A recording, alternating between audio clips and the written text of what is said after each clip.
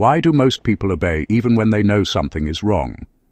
Why do they stay silent when they should speak? Why do they follow orders that strip them of freedom, dignity, even humanity? The answer is not weakness, it's psychology. It's the hidden machinery of obedience. And unless you see it, you will be ruled by it. Control doesn't always look like chains. Sometimes it looks like compliance. For centuries, leaders have understood a truth. People crave belonging more than they crave freedom. When the group moves, the individual follows. When authority commands, the majority submits. Why? Because disobedience is costly. Standing out feels dangerous. Questioning power makes you a target, and so people tell themselves it's safer to obey, but it goes deeper. Psychologists proved this. In the 1960s, the Milgram experiment shocked the world, literally. Volunteers were told to deliver electric shocks to strangers at the command of a man in a white lab coat. Most people did it. Even when the stranger screamed in pain, they pressed the button. Why? Not because they were evil, but because authority told them to. The need to obey outweighed the urge to resist. Control doesn't always look like chains. Sometimes it looks like compliance. Obedience feels safe. Resistance feels dangerous. And that illusion keeps people controlled.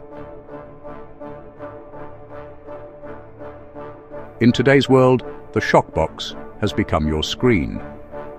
Authority is no longer a lab coat. It's the algorithm. It's the news anchor. It's the leader's voice booming from a podium. And the mechanism is the same. Repeat the message. Isolate dissent. Reward compliance. Punish resistance. The more you obey, the easier it feels. The more you resist, the harder it becomes. So why do most people stay controlled? Because control is comfortable. Because disobedience requires courage. Because obedience offers belonging, while rebellion risks exile. And humans fear exile more than they fear chains. But here's the truth. Obedience may feel safe, but it slowly kills your sovereignty. It chips away at your ability to think freely, to question, to stand tall. You trade your power for comfort, and in the process, you become a servant to the very forces that keep you small. Marcus Aurelius warned himself, "It is the truth that sets you free, not the approval of others." The Stoics knew the pull of conformity was dangerous. They believed freedom was not found in following orders, but in mastering your own judgment. And that's the step most people never take. So ask yourself, when was the last time you obeyed not because you believed, but because you feared the cost of resistance? When was the last time you stayed quiet, not because you agreed, but because you didn't want to stand alone? That silence is how control survives. So ask yourself, when was the last time you obeyed not because you believed, but because you feared the cost of resistance? When was the last time you stayed quiet, not because you agreed, but because you didn't want to stand alone? That silence is how control survives.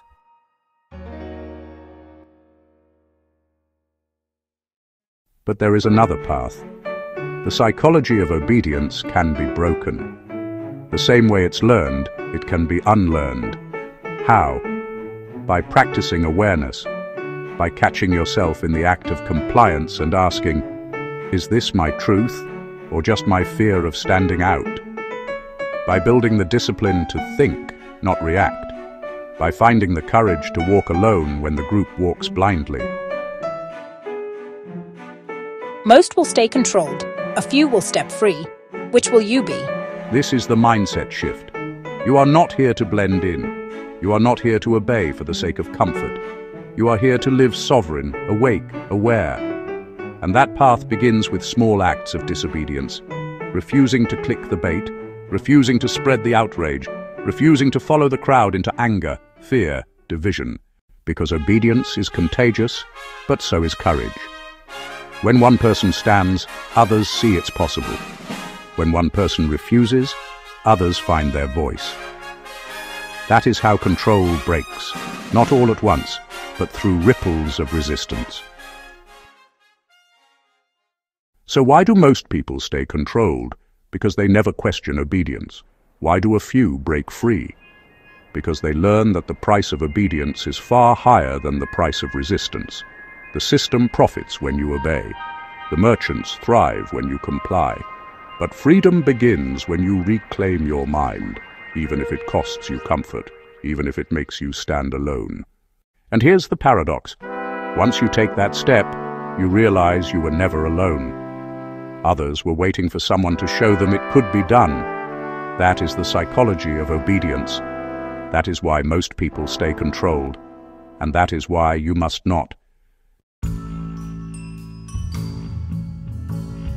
Subscribe, share, and hit the notification bell for the next episode.